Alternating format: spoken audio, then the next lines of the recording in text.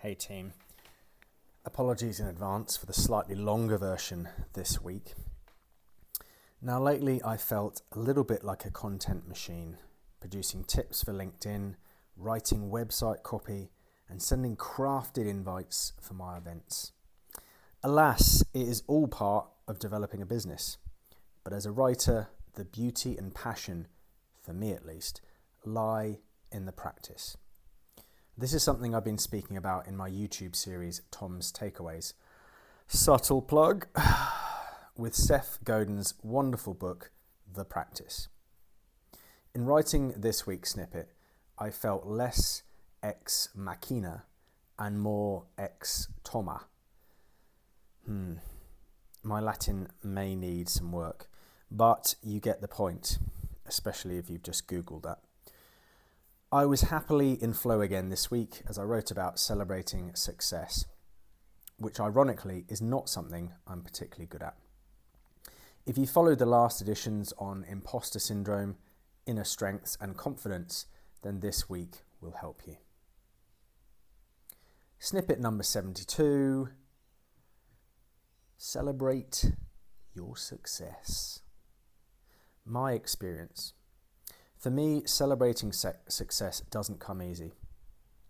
In part because I get caught up in creating, and in part because I've never been good at celebrating my wins. Darn Britishness, you see. Now, I won't get into the deep psychological impacts here, but it has profoundly affected me.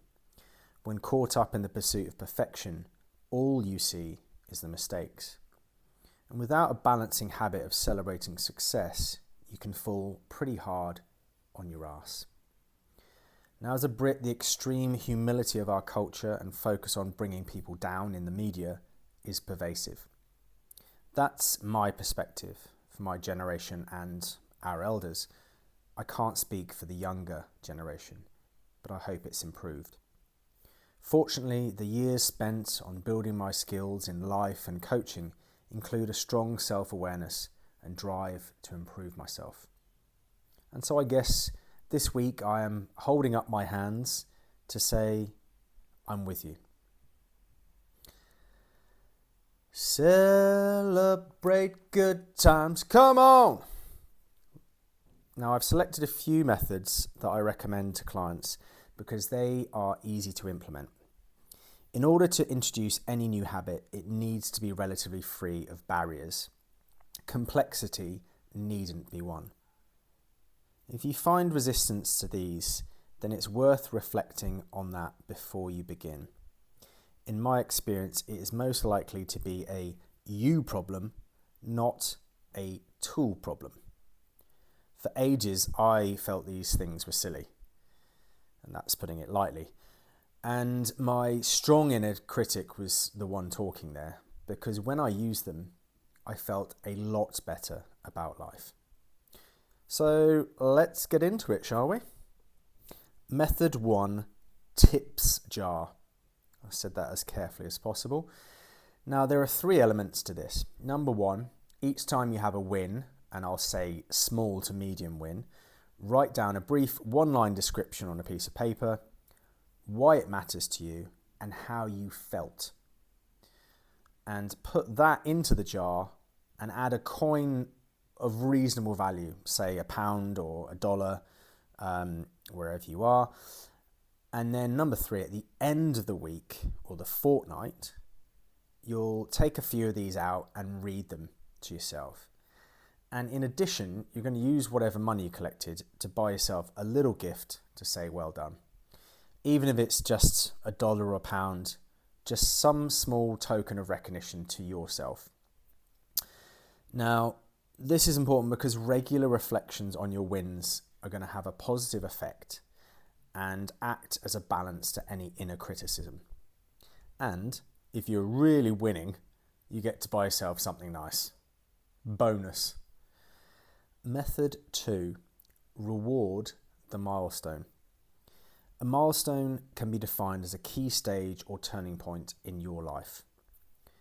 Finishing the week at work without bashing Kenneth may feel like a milestone, but completing a significant project or reaching a goal you set is actually a milestone, just in case.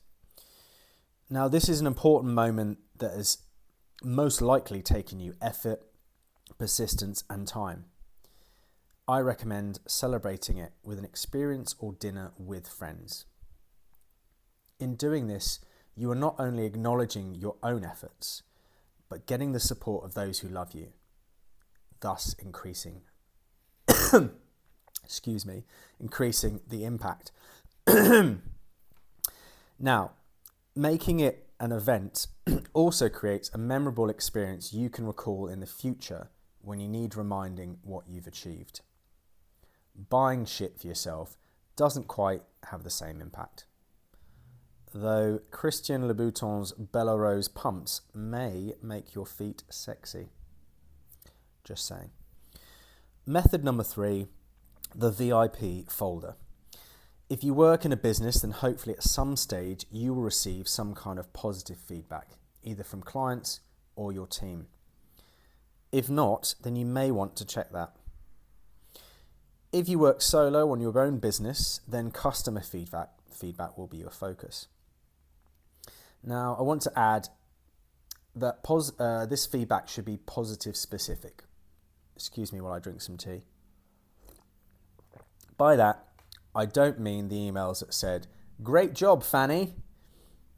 Backslapping is not our aim. No. By specific, I mean something like, "Tom's encouraging and attuned approach has really helped me to find clarity in my career pathway and opened me up to so many aspects of my personal life. He conducts his sessions with great care, full presence, and forethought." Oh, that's lovely. Thanks, Ryan. In doing this, you are creating a folder for review at regular intervals, as well as when something goes, well, arse over tit. Shit happens, but at least you will be prepared. It's the balance I spoke of before. Having it means you look at mistakes as opportunities to improve your process, systems, or communication, not as some kind of judgment on your value as a person. You are already valuable. As Seth Godin puts it in his book, The Practice is not the means to the output. The practice is the output, because the practice is all we can control. This week, can you embrace a positive, helpful practice and see how it changes your story? Tom and Alex, XOXO.